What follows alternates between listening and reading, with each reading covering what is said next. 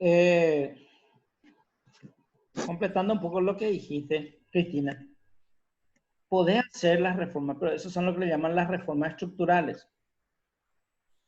Pero en este momento, si vos haces la reforma señalando de que eso va a tener un impacto importante sobre la economía, y si en este momento pensás reducir el gasto público, en el criterio de que tenés mucha grasa y que tenés que darle más músculo al sector público, ¿verdad? El efecto va a ser negativo. El efecto va a ser totalmente negativo. En este momento lo que vos necesitas es que la gente gaste porque eso envía una señal de confianza. Vos vas a encontrar que todos los países del mundo hacen exactamente esto. Estados Unidos en esta época no te va a despedir trabajadores. Estados Unidos en esta época lo que va a hacer es, eso contaba ayer en clase justamente, que una persona, un conocido mío me decía que le llegó a él en un sobre $1,600 de parte del gobierno y le dijo gaste, ¿verdad? En este momento de crisis.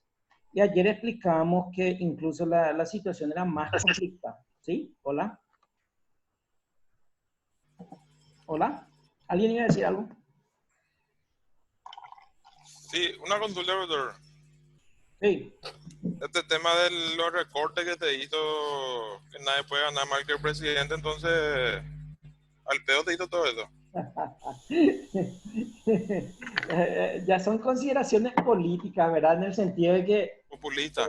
sí, más que populista, el problema es cómo aplacamos el enojo de la gente, ¿verdad? Porque la gente está enojada, porque en este momento vuelve a recordar el niñero oro, el chofer de oro, no sé, la novia de oro, el teclado oro, el mouse de oro, todo es oro ahora, todo, hay mucho enojo. Entonces, estamos actuando de conformidad a cuál de los enojos se está exponiendo. Entonces, vamos todos para esa dirección, estamos actuando como manada. Entonces, el Parlamento sale primero con un discurso, es necesario, ¿verdad?, velar por los intereses de la soberanía, después ya les tienen que seguir los demás, porque ya empieza a formarse juicio de valor que ya no, ni siquiera tiene trasfondo técnico, ¿verdad? Y ojo, ¿verdad? Que vamos puntualmente a lo que dijiste, que nadie gane más que el presidente, va a ser un recorte mínimo también.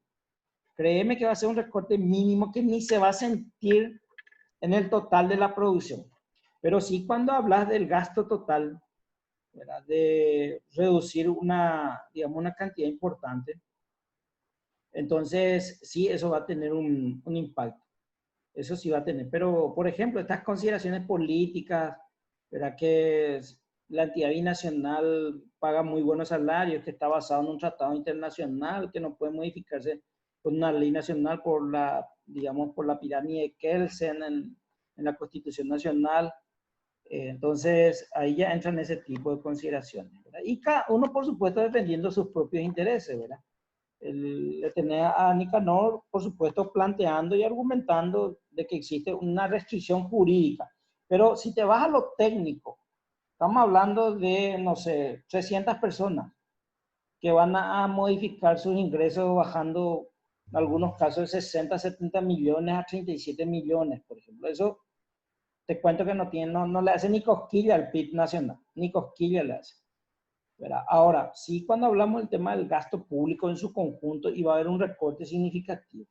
Si vos querés enviar señal, ¿verdad?, me parece muy buena esa, pero tenés que tener cuidado, ¿verdad? Porque, por supuesto, va a haber problema, vas a tener inconvenientes. Y no solamente el tema de salario, sino la cuestión de transferencia, ¿verdad? Ustedes saben, por ejemplo, vamos a suponer que aparece algún genio que diga que nuestros adultos mayores no necesitan ser bien alimentados y hay que cortarte corporal en plena crisis. Y que esa plata tenemos que usar en el sector salud para nuestros adultos de tercera edad, que ahí va a tener mejor rendimiento, ¿verdad? Lo que sea. Eso va a tener un impacto económico fuerte. Un impacto económico fuerte porque se va a reducir las posibilidades de consumo de un sector importante de la población. Y ni qué decir después si es que entrar ya en los juicios de valor, si eso es correcto o no es correcto. Pero si llegas a cortar todas las transferencias, por ejemplo, que habíamos dicho ayer, que son recursos que el gobierno paga o el gobierno le entrega a las personas sin que espere nada a cambio, ¿verdad? Las transferencias, por ejemplo, tipo Tecoponam, esos sí son montos muy significativos, muy importantes, son en un año. Pero es así, ¿verdad? Las reformas creo que tienen, al menos las estructurales, tienen que analizarse en un contexto, creo yo, con la cabeza más fría, ¿verdad? Teniendo una perspectiva de todo el panorama y básicamente redefiniendo lo que querés de tu estado. Yo te cuento, Cristina, ayer decía, no sé de dónde salió este tema de entrar en las reformas estructurales en medio de una crisis que se desconoce absolutamente, porque ayer le decía a la gente, si los economistas son honestos y sinceros, y cuando alguien le pregunta, ¿cómo salimos de esta crisis? Tiene que ser sincero y decir, no sé, no está en ningún libro de economía cuando tengo afectación por el lado de la oferta y cuando tengo afectación por el lado de la demanda. Nunca dimos eso en clase, nunca. Y nunca leí un libro donde esté esa situación, que por los dos lados de la ecuación, el equilibrio, no sé por dónde actuar, porque si inyecto plata por el lado de la demanda, ¿verdad? Está bien, la gente no es por eso que se va a poner a producir, porque hay problemas por el lado de la oferta también, ¿verdad? Es lo que decía, ¿verdad? Si vos le das plata a un emprendedor, hoy no sabe si va a tener flujo de caja, el emprendedor. Entonces, hoy no sabe ni siquiera si quiere o no el crédito. Nunca ocurrió esto. Ocurrió sí problemas en donde se tenía que actuar por el lado de la demanda, 1930. En la década del 70 se tuvo que actuar por el lado de la oferta por el problema de la crisis del petróleo y el problema de los altos niveles de precios. Eso fue en la década del 70. Y nuevamente en el 2008 tuvimos que desempolvar los libros keynesianos y tuvimos que recordar otra vez qué decía Keynes cuando venía la crisis, ¿verdad? ¿Por qué? Porque las características eran de intervención keynesiana, ¿verdad? Y ayer le decía a la gente que hay 3 criterios para determinar de dónde viene la crisis. Si está cayendo la producción, si cae el empleo y además de eso caen los precios, ¿verdad? La pastilla se llama receta keynesiana, la pastilla se llama keynesiana. Si cae la producción, cae el empleo y están subiendo los precios, ahí la pastilla, o sea, el medicamento se llama de oferta. Tenés que intervenir la oferta. Hay demasiada burocracia, hay demasiados impuestos, la burocracia no está sirviendo, hay demasiadas regulaciones, hay que descomprimir. Y eso ya ocurrió en los 70. En este caso, si es que cae la producción, el empleo y los precios, se llama una crisis económica por el lado de la demanda. Si cae la producción, cae el empleo, pero suben los precios, se llama estancamiento con inflación, o sea, estanflación se llama ese fenómeno. Pero una situación en donde caen todos los elementos vinculados con la demanda, pero no tengo ninguna receta para mover la oferta por la incertidumbre que hay, eso realmente nosotros no estudiamos. Hasta ahora todavía no se escribieron en los libros que se enseñan en la universidad, ¿verdad? Nunca nadie previó esto. Entonces, acá vamos a tener que ir con ensayo y error. En primer lugar, se actuó bastante bien, ¿verdad? En primer lugar, por el lado de la demanda, se actuó muy bien. ¿Por qué? Porque básicamente se evitó que caiga el consumo. Entonces se le dijo a la gente, vayan, quédense en su casa, nosotros vamos a tratar de inyectar plata. Y es lo que se hizo. Se inyectó 300 millones a través de estos dos programas, Putugoña-Angareco, una expansión del gasto público. Básicamente se dejaron de cobrar algunos servicios, los impuestos no se modificaron, aumentamos el déficit. Ok, se actuó bien por ahí. Pero después en esas otras cuestiones, como ser, por ejemplo, que las empresas no están pudiendo facturar, que la gente no estaba alcanzando sus niveles de facturación de tiempos pasados, que determinados sectores no pueden abrir porque vamos a tener problemas en la salud. Entonces, por el lado de la oferta ya, digamos, no es más fácil el asunto.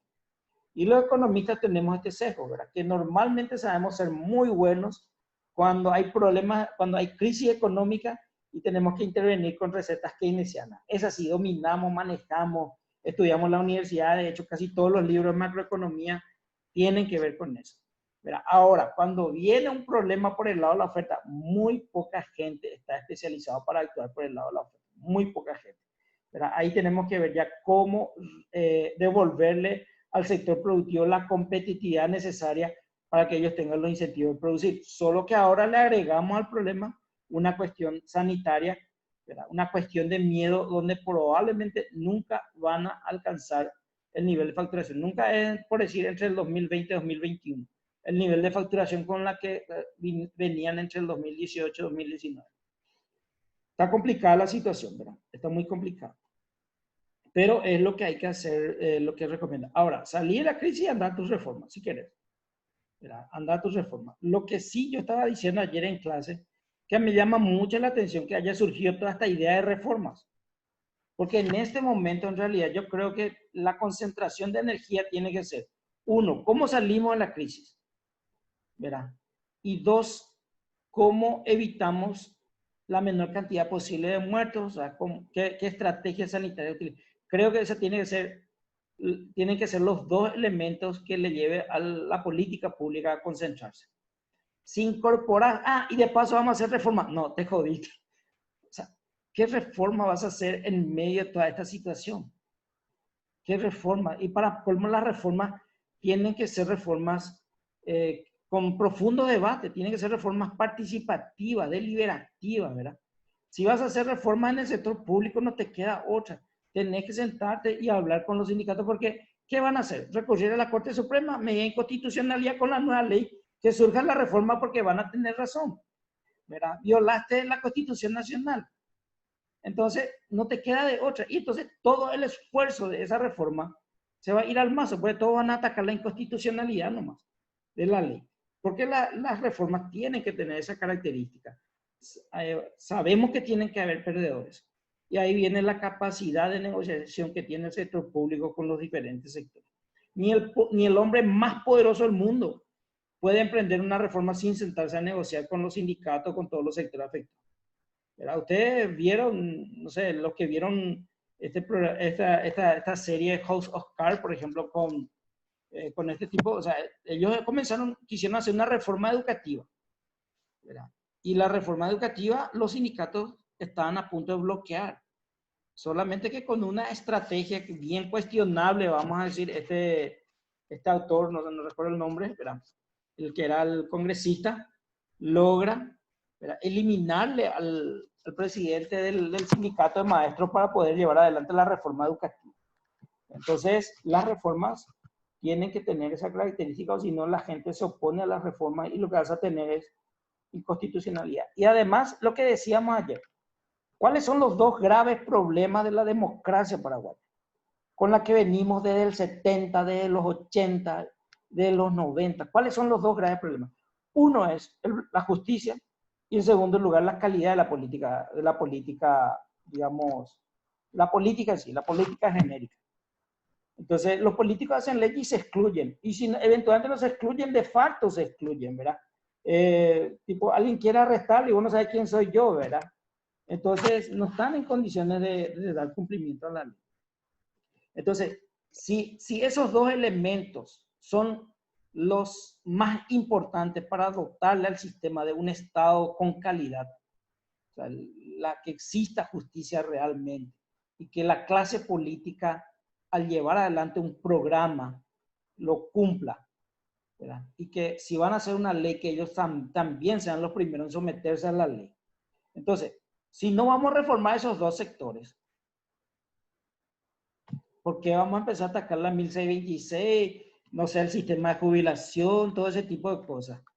Entonces, ¿querés que Paraguay sea un país competitivo, que la gente realmente crea? Hoy la impunidad es un grave problema para el país. Y si vos tenés una inversión alta hoy, los empresarios no son tontos, evaluaron riesgos y dijeron, la rentabilidad que tiene Paraguay es por el campo, ¿verdad? Yo me iría a Paraguay solamente si voy a invertir en esta cuestión vinculada a la agroindustria. O sea, voy a comprar un frigorífico, pero tengo miedo a su justicia. Entonces, ¿qué es lo que calculo? La incertidumbre, o sea, el riesgo de que eventualmente los muchachos, ¿verdad?, me pidan coima, me quieran quitar mi propiedad, la Corte Suprema tiene los aliados en la Corte Suprema. Entonces, yo calculo esa probabilidad versus la tasa de retorno de mi actividad. Y si la tasa de retorno compensa los riesgos que voy a asumir, me voy a Paraguay, compro el frigorífico, me dedico a la exportación de carne, o por lo menos me dedico al engorde si soy estanciero, ¿verdad? O me dedico eventualmente a la exportación de carne si actúo en la cadena de los frigoríficos, ¿verdad? Entonces se evalúan esos dos. Ahora, ¿qué significa eso? Que lo que vos tenés que buscar en Paraguay entonces son actividades altamente rentables, que existe un solo sector, que se llama agroindustria. donde hay ganancias a explotar, ¿verdad? En contrapartida de las pérdidas que tenés del costo país, y ese costo país está dado por un conjunto de factores, ¿verdad? El problema digamos, del mal funcionamiento de la justicia, eventualmente la corrupción, la burocracia, la falta de infraestructura, un conjunto de elementos que hacen al costo del país. Si el costo del país es 10%, quiere decir que hay actividades por encima del 10% únicamente, o inversiones que tengan un retorno del 10% únicamente vendidas en el Paraguay. Hoy hay, pero es agroindustria, ¿verdad? El problema de la agroindustria es que en el estado más primario, que es la parte más importante, que es el agro en sí, no se genera mucho empleo. Tiene un montón de otras ventajas, ¿verdad? Mueven transporte, mueven actividad financiera, transporte fluvial, seguro, un montón de cosas mueven. Y también mucha innovación, ¿verdad? Mucha gente contratada en el sector, ¿verdad? Pero, ¿verdad? Es lo que hay hoy. Entonces, las reformas estructurales son los que nos viabilizarían como país, nos introducirían a la senda del crecimiento sostenido, que ya es otra cuestión, es la macroeconomía de largo plazo. Pero tenemos problemas definitivamente. Entonces, yo lo que te iba a decir es lo siguiente. La vez pasada pude comprender más o menos de dónde viene esta cuestión de la reforma. En un programa de televisión le escuché decir a unas personas que los mejores momentos, los momentos en los que Paraguay pudo definitivamente romper con esa evolución institucional prebendaria, de mala calidad, todo ese tipo de cosas, y romper en determinados sectores fueron en los momentos de crisis. Entonces dice, la crisis financiera, por ejemplo, cuando ocurrió la crisis financiera, el BCP se puso los pantalones largos, ¿verdad? Se tuvo que poner a repasar las condiciones de Basilea y tuvo que implementar medidas muy estrictas en materia normativa, en materia de regulación bancaria. Y eso le permitió al BCP posicionarse hoy como una institución muy creíble en materia de supervisión y todo eso. O sea, tu sistema financiero es uno de los mejores sistemas financieros de la región. ¿Verdad? Las tasas de rendimiento son muy altas, las tasas de morosidad son bajas. Tener un sistema financiero sano, pero está bien regulado. Solamente que hay que verificar, ver eventualmente cómo, si esa regulación está o no dejando ciertas posibilidades de surgimiento de productos financieros que quedan por fuera porque la regulación la asfixia, ¿verdad? Eso fue la crisis financiera. Entonces, dijeron, gracias que ocurrió la crisis financiera, BCP se puso los pantalones largos, salió, mejoró la regulación y hoy tenemos uno de los mejores sistemas financieros de América Latina. Ok, perfecto. ¿Verdad? La otra es cuando vino la crisis González Maqui, la crisis política, ¿verdad? La muerte de Argaña, la asunción de un sector político al mando de la presidencia, cuando vino la crisis, entonces vino la oportunidad de hacer reformas. Posterior a eso, tuvimos que tocar fondo y hacer reformas importantes. ¿Verdad? Perfecto, ¿verdad? Entonces, en el año 2003, 2004 vino la ley de adecuación fiscal, la creación de la banca de segundo piso AFD, vino un montón de nuevas instituciones, el fortalecimiento del Ministerio de Hacienda como un órgano técnico. Entonces, salieron buenas cosas, ¿verdad? Entonces, era porque tocamos piso, ¿verdad? Ahora, en esta situación, en este contexto, yo no sé si eso que sirvió para el tema de la crisis financiera de los 90 y la crisis política del año 2002, ¿verdad? Yo no sé si hoy tenemos el mismo escenario. Creo que el escenario es mucho más complicado porque se incorpora una crisis sanitaria. Entonces, no sabemos todavía el nivel de incertidumbre, no sabemos los niveles de riesgo. ¿Verdad? No sabemos si se va a disponer, porque para llevar adelante las reformas tenés que tener gobernabilidad, que es una de las características de la crisis política del año 2002-2003, ¿verdad?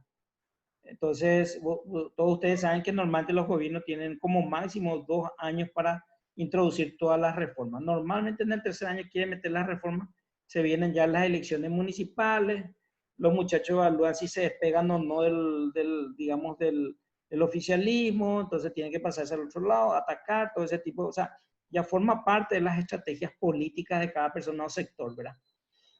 Y eso es así, o sea, ese juego es así, ¿verdad? Eso es la regla en la política, ¿verdad?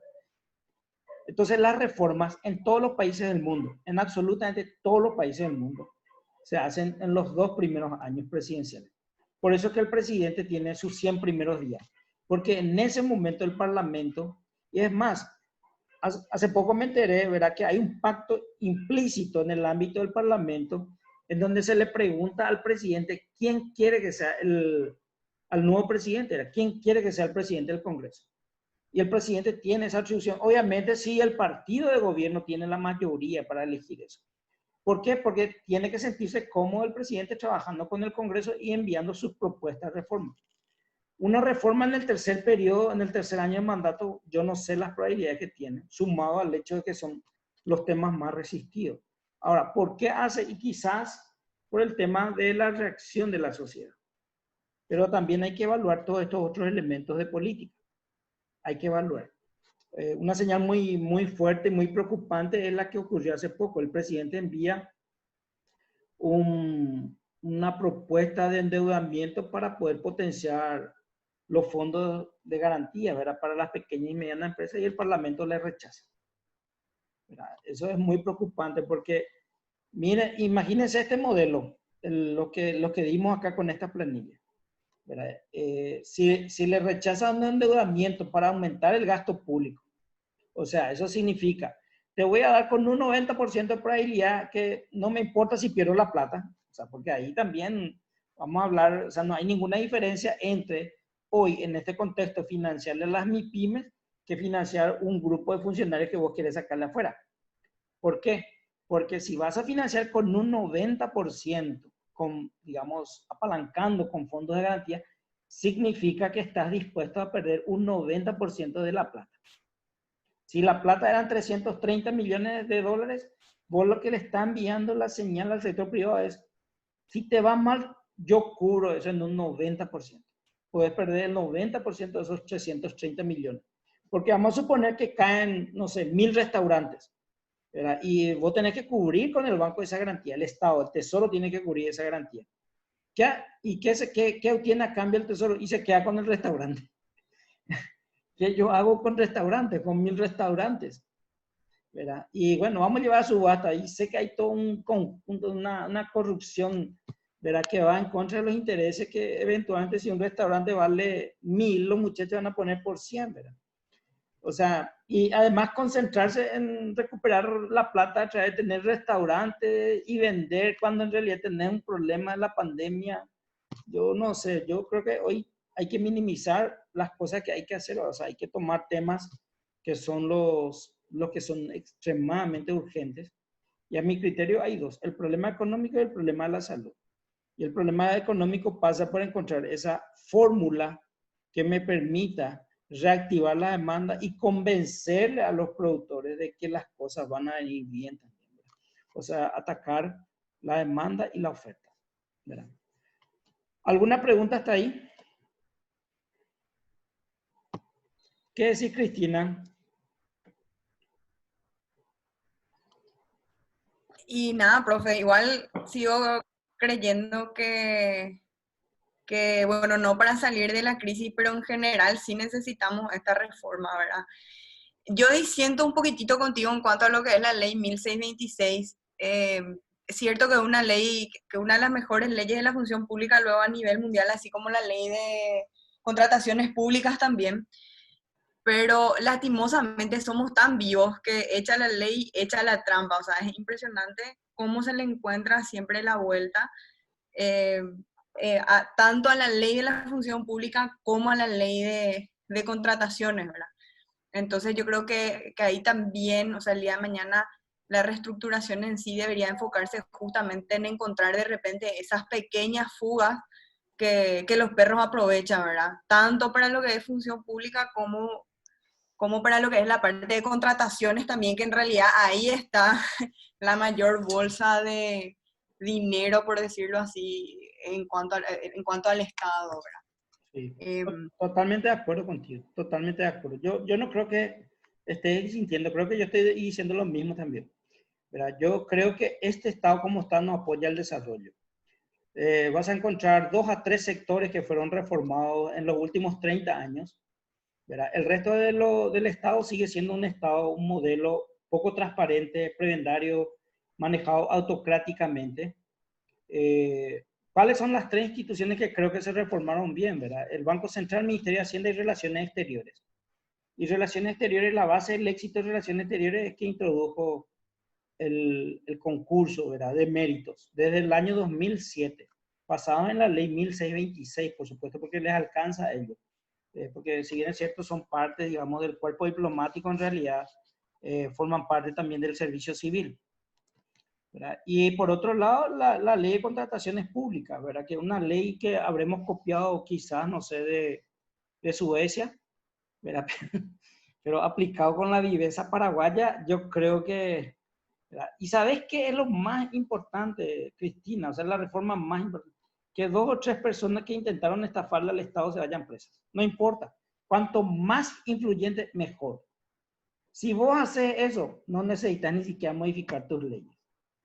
Que 2 a 3 personas que le hayan intentado estafar al Estado vayan presos, ¿verdad? Si ocurre eso, ¿verdad? Créeme que aparte que te va a dotar de gobernabilidad, porque la gente va a ver luz al final del túnel, porque creo que eso es lo que desespera un poco, ¿verdad? Y en segundo lugar, te va a permitir ahorrar un montón de dinero, porque ya enviaste una señal fuerte que no vamos a perdonar el mal manejo.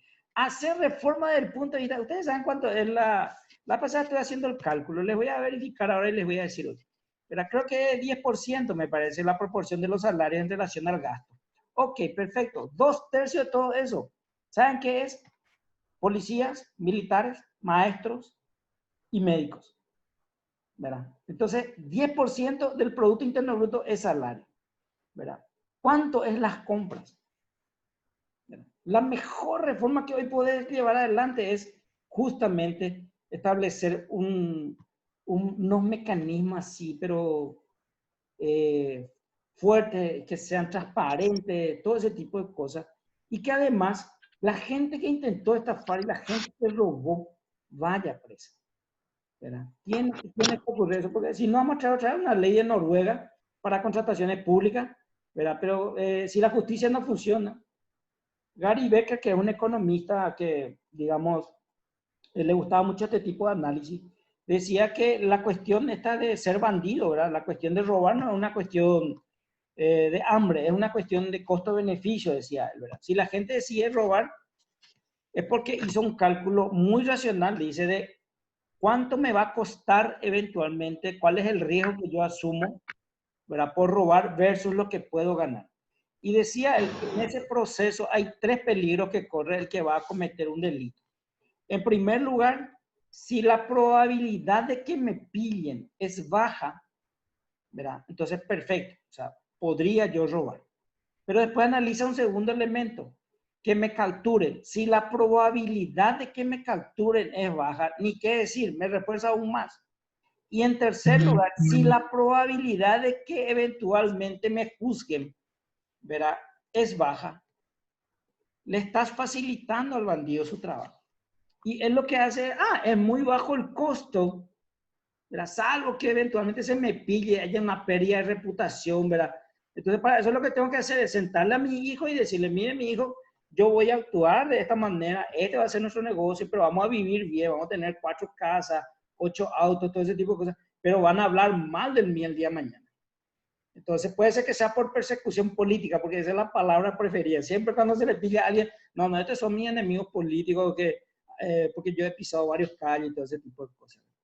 Pero yo creo que acá la mejor reforma que puede venir es enviarle preso a 2 o 3 personas. Y cuanto más importantes sean esas 2 o 3 personas, mucho mejor, ¿verdad? Sería, creo que lo que le dotaría de gobernabilidad, credibilidad, le daría más transparencia. La gente va a estar esperanzada otra vez. Y así, ¿verdad? Entonces, creo que por ahí hay que centrar esfuerzos, ¿verdad? Pero al final son consideraciones técnicas, por supuesto, no estamos nosotros tampoco en la situación de política, no sabemos, siempre yo le decía a la gente, ¿verdad? Que tu jefe si toma determinadas decisiones es porque tiene más información que vos, mucho más información que vos. Entonces, siempre está esa restricción que nosotros no conocemos a veces. No tenemos toda la información. Bueno, entonces vamos un poco a la parte nuevamente de la política monetaria. Y habíamos dicho este escenario, ¿verdad? 2. Este es el que, no, este es el sí, acá. En el escenario 2 que les dejé a ustedes, no sé si los números les coinciden, si está todo bien así. Básicamente lo que hago es aumentar 50% el gasto, pero ahora ya tengo algo que debilita mucho la política fiscal que se llama la política monetaria. La política monetaria tiene una tasa de interés del 4%, anteriormente no tenía. Eso significa que la inversión va a ser más costosa y por lo tanto lo que voy a tener es un menor nivel de inversión respecto al escenario base donde no existía política monetaria. Acá tengo 60 y mi inversión acá era 100. ¿Sí? Entonces tengo estos indicadores. Tengo mi escenario 3. Lo que me dice es que hay un aumento en la producción gracias a una inyección del gasto público, ¿verdad? De este 300, anteriormente era 200 en el escenario base. Sube el gasto público, ¿verdad? Pero tengo en contrapartida, ¿verdad? Lo siguiente, un aumento de la tasa de interés del 8 al 100%. ¿Sí? Y esto me lleva a un PIB de 2.571, un poco más grande que esto, 3% mayor, pero si ustedes se dan cuenta, este escenario 3, mi PIB es de 2.571. ¿Verdad? Mi escenario 4, donde todos los parámetros eran iguales, salvo la tasa de interés, ¿verdad? ¿Qué me produce esto? ¿Qué me produce el escenario 3 respecto? O sea, ¿qué podemos decir del escenario 3 respecto al escenario 2? ¿Cuál de los escenarios es mejor?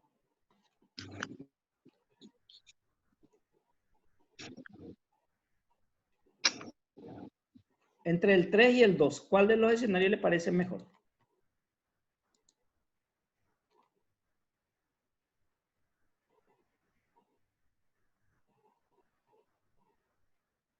El 2.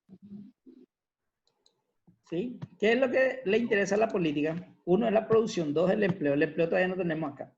Y el tercero es la inflación. Y estamos suponiendo que los precios no varían también. ¿Verdad? Entonces, si la producción es mi objetivo, ¿cuál es el mejor indicador que estoy teniendo? O sea, en la política macroeconómica el mejor indicador que tiene es saber si la producción crece o no. ¿Verdad? ¿Dónde creció más? ¿En el 2 o en el 3? En el 2. En el 2, perfecto. Sí, en el 2 creció 9%. ¿Por qué en el 2 crece más que en el 3? Si la expansión del gasto fue similar. ¿Qué le hizo crecer menos a la producción en el escenario 3? Hubo menos inversión, profesor. ¿Eh? Hubo menos inversión. Hubo menor inversión como consecuencia de La tasa de interés subió bastante. la tasa de interés. Acá la inversión es 60, ¿sí? Y acá la inversión cae a 20. ¿Verdad? Entonces, ¿qué es lo que tenemos? Tenemos una política fiscal proactiva que expande el gasto público, pero un banco central que hace lo contrario. ¿Sí? Esto no es irrelevante, ocurre. Y ocurre porque los intereses del Banco Central, si no están alineados a los intereses de la tesorería, que es el responsable del crecimiento económico, ¿verdad? Entonces pueden irse para otro lado. Entonces acá lo que tenemos es que por un lado hubo un esfuerzo del Ministerio de Hacienda, del Ministro de Hacienda, por expandir el gasto público, reducir o amortiguar el impacto de la crisis, ¿verdad? O por lo menos lograr el crecimiento económico, ¿verdad? Pero el Banco Central juega, ¿verdad? En otro club parece, ¿verdad? ¿Sí? El Banco Central entró de contramano, ¿sí? ¿Qué les parece a ustedes eso? ¿Está bien o está mal eso?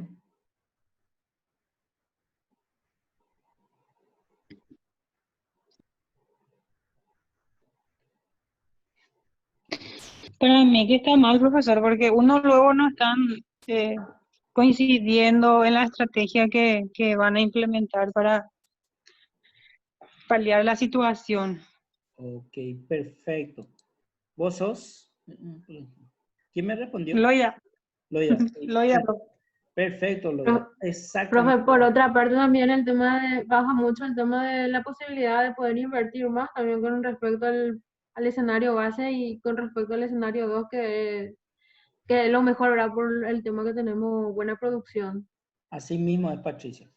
Muy correctas son esas dos apreciaciones. Y justamente la idea era que puedan determinar eso. Loida dijo, está mal porque parece que no se están poniendo de acuerdo. Algo así más o menos dijo. ¿Verdad? Es exactamente esa la palabra. El Banco Central y el Ministerio de Hacienda tienen que estar en permanente coordinación por estas dos políticas. Tanto la política fiscal como por la política monetaria. Las dos tienen que apuntar a un objetivo siempre. Si uno apunta a un objetivo, yo sé que alzar la tasa de interés es recesivo, ¿verdad? Y sé que expandir el gasto público es expansivo. Es una política expansiva. Busca aumentar la producción porque supongo que al mismo tiempo también va a aumentar el empleo, ¿verdad? Entonces, si la política fiscal hace un esfuerzo tremendo por expandir el gasto público, ¿verdad? Pero la política monetaria va por otro lado, alzando la tasa de interés, está contrayendo, porque la gente va a sacar plata de circulación, porque va a querer ahorrar más, porque ahora la tasa de interés es más alta, va a haber menos inversionistas, va a haber menos inversión que se pueda concretar. Entonces tenemos que las dos están jugando en partidos diferentes.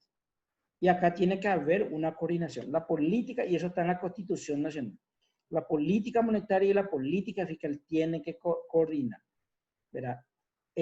¿Dónde se coordina la política monetaria y la política fiscal en Paraguay? ¿En qué ámbito? Institucional.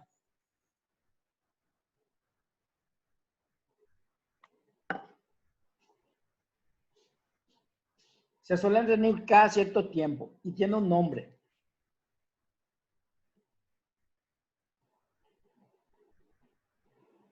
No es comisión económica, algo así se llama. El equipo económico. Equipo económico. El equipo económico justamente es el ámbito en donde tiene que conversar. El ministro principalmente, ¿verdad? Porque hay otras instituciones que tienen que ver con el sector productivo y el Ministerio de Industria y Comercio. El ministro de Hacienda permanentemente su trabajo en un quizás 80% es verificar el tema de los impuestos, el gasto, ¿verdad? Por ahí viene su trabajo. Pero su trabajo más importante viene en la coordinación de los temas económicos, justamente para si estamos en una situación de crisis, cómo salir de la crisis, o si eventualmente necesitamos asegurar que el crecimiento dure mucho tiempo para llegar a un nivel de desarrollo aceptable. Entonces, ahí es donde se coordina. Para las crisis así de corto plazo, ¿verdad? Para las recomendaciones keynesianas de actuación de corto plazo del Estado, ¿verdad? Entonces, en el equipo económico tienen que conversar el ministro de Hacienda y el presidente del Banco Central. Y el escenario 4 es justamente eso. El escenario 4, por eso el mejor rendimiento es el del escenario 4. ¿Por qué? Porque en el escenario 4 el ministro de Hacienda y el presidente del Banco Central, el ministro dice, voy a expandir gasto público porque tenemos que salir de esta situación de crisis, ¿verdad? Entonces tenemos que llevar a un aumento importante del PIB, de la producción, porque eso va a generar empleo. Eso es lo que anuncia el ministro de Hacienda en el equipo económico. Entonces, el presidente del Banco Central tiene que acompañar. ¿Cómo acompaña? Con una reducción en, digamos, en la tasa de interés. Baja la tasa de interés al 1%, en el escenario 3 estaba al 8%, acá baja al 1% para acompañar la política de la expansión del gasto público y el resultado es esto, ¿verdad? El resultado es el mejor, digamos, que cualquiera de los otros escenarios. Tenemos un aumento importante del Producto Interno Bruto, ¿verdad? Y tenemos también un aumento de la recaudación, o sea, todo mejora, salvo la inversión. A ver, 90, este está mal. Ah, sí, claro, con respecto al escenario base, pues, ¿verdad? Pero si comparamos con respecto al escenario 3, pasamos de una inversión de 20 a una inversión de 90, ¿verdad? Esto siempre se compara con el escenario base, pero si yo quiero comparar con respecto a todos los otros escenarios, encuentro que el escenario 4 es el mejor. Y tengo un escenario en donde aparentemente el ministro de Hacienda y el presidente del Banco Central no conversan, ¿verdad? Entonces uno va por un lado y el otro va por el otro lado. Y tengo un escenario en donde sí conversan. Entonces uno va por este lado y otro, digamos, le acompaña en esa misma trayectoria. Hubieron casos en donde existieron problemas en la coordinación de Banco Central y Ministerio de Hacienda. Hubieron casos bastante digamos, friki.